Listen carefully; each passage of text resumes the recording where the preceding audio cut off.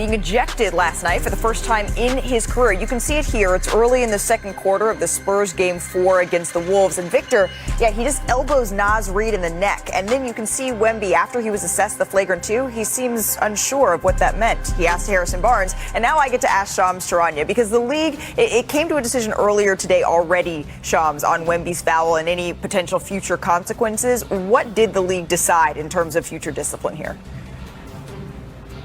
Malika, sources tell me that there will be no further NBA discipline for Victor Wembanyama after that elbow to Naz Reid. So no suspension, no fine. Victor Wembanyama is fully cleared to play in Game 5 on Tuesday night in San Antonio. The two major things to take into account into the NBA's decision is, one, Victor Wembanyama was ejected for the majority of Game 4. But most importantly, there is no prior history, no prior accounts of any violent activity for Victor Wembanyama, and that clearly played a part in the NBA ruling today. No suspension, no fine for Wemby. All right, and that's huge, because now the series is all tied up. They're heading back to San Antonio, and we know how consequential Games 5s are when a series is all tied up at 2-2. Shams, thank you very much for that insight. Naz Reid, though, he was on the other side of that elbow. He had this to say about it.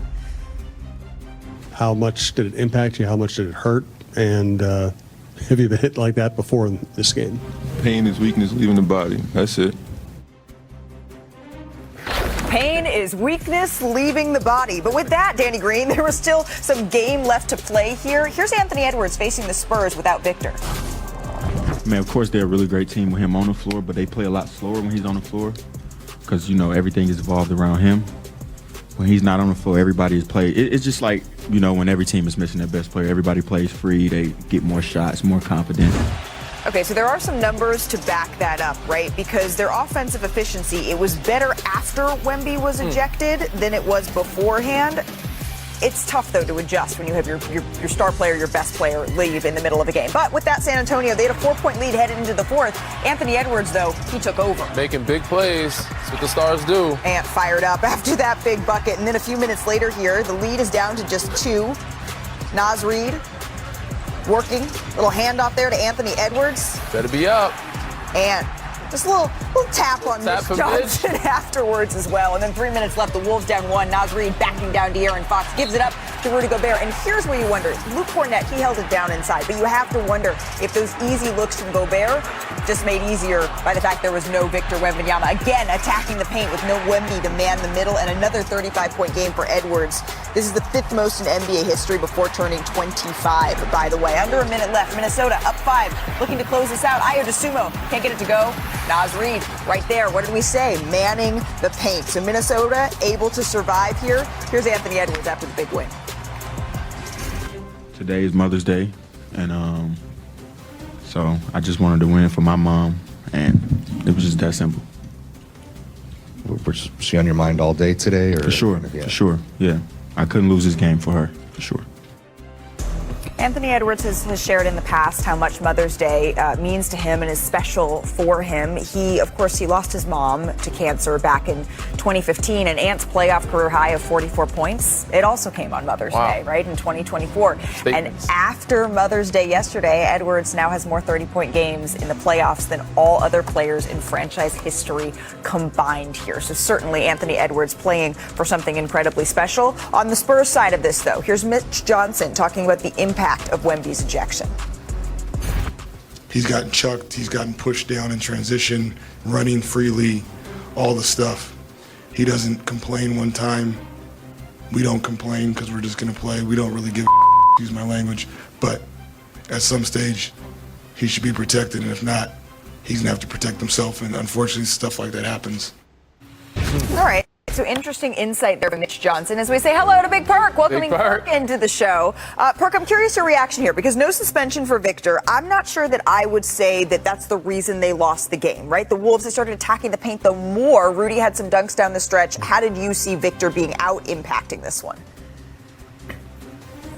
Well, to be honest, obviously it stopped them from being able to get to the cup. But this was all about Anthony Edwards. This was Anthony Edwards embracing and taking over the moment, and he wasn't waiting on anyone else. He was going to get that win. We heard him in the post-game interview talking about he was going to get that for his mama. That was deep in his soul because he did just that. And obviously it opens it up when you don't have your defensive player of the year in the middle to anchor it. So Ant did a fine job of picking that balance and getting down here. But DG, Malika, can y'all listen? This has been an exciting series. Yes, outside of what happened last night. This perimeter play, these guards, Anthony Edwards, Dylan Harper, Jayden McDaniels, Champagne, that's his name. Yeah, they've been bumping. High level. They've been getting their feet hot, and I love it. Yeah, certainly. I think that this has been the best series so far of the second round, without a doubt. But Danny, you noticed a direct impact, right? No Victor Wembanyama. How were the Wolves able to take advantage? We give a lot of credit to Anthony Edwards, but Kornet too did a great job. But they were attacking the rim, they were attacking the paint, and we just saw Kornet. Kornet is a good big, can move laterally, but doesn't take up as much space and can recover as fast as Wemby. You see Anthony Edwards come off the screen here, sees little Kornet up high. I'm going to go right at the rim. And Kornet usually can get back, but he's not. So Wemby can probably get that shot. Luke Kornet can't. Same thing here. Get another screen and roll.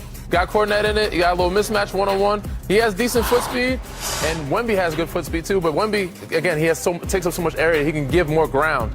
Luke Kornet has to be up on the three-point line to contest these shots and get back. As you see in Sunday's game, 38 drives, shots off drives, second most under Chris Finch.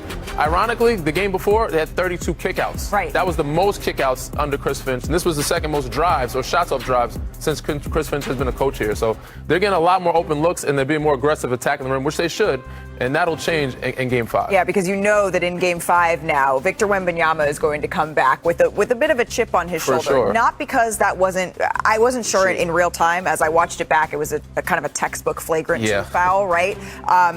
But Victor, give him any sort of kindling, he will light that fire, and I certainly expect that in this Game 5. On the other hand, though, we didn't get a Game 5 over in the Eastern Conference. We got the brooms out. There was a broom sighting for New York. They swept the Philadelphia 76ers, I would say in their own building, but it did feel like Madison Square Garden East. And Danny, they did it doing something that you do so well, just a barrage of three-pointers. Yep, the others, those guys showed up. Deuce came out gunning. Him, Landry Shamet, stepped up big.